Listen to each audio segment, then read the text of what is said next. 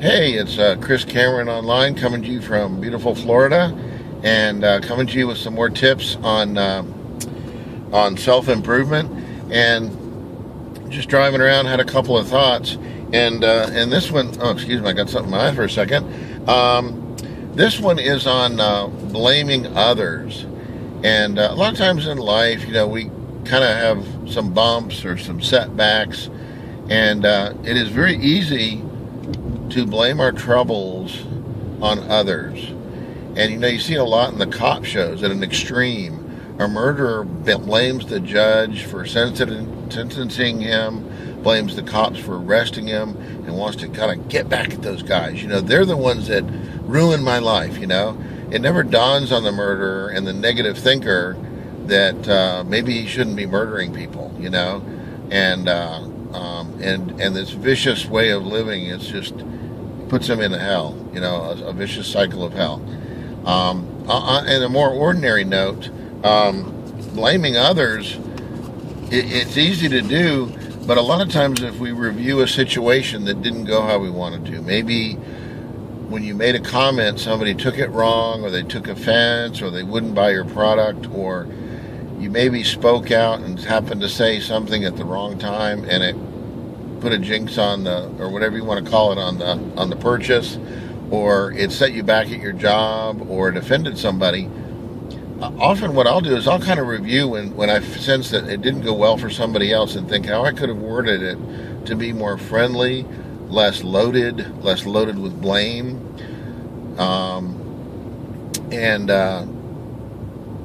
so that way it's more positive communication or more positive relationship.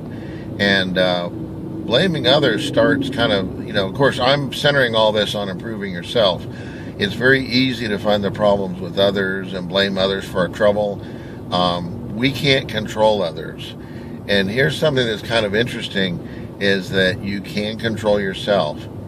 So it turns out if you can control your reactions and your interactions with other people, it'll make you much more happy and have a more joyous and happy life, and happy people will be attracted to you as business, as personal friends, as possible long-term significant others. But if you're blaming others all the time, that gets to be really tired. Like, oh, everything's my fault, is it?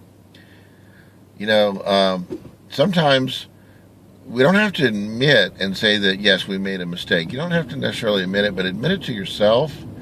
Take action to try not to repeat these things. In other words, the self-examination, when you're feeling bad or something didn't go well, you could find ways to maybe make it more pleasant next time. Think about maybe doctors, what they call bedside manner. They don't just say, yeah, you got cancer, you're done for, you're wasting your time. No doctor would talk like that. That's terrible. It's brutal. And people are going to really not appreciate that whole mindset. So anyway, when you come to blaming others, just examine it, when you have that tendency, to see if you can improve on that. Improve on reviewing what happened, maybe not repeating it.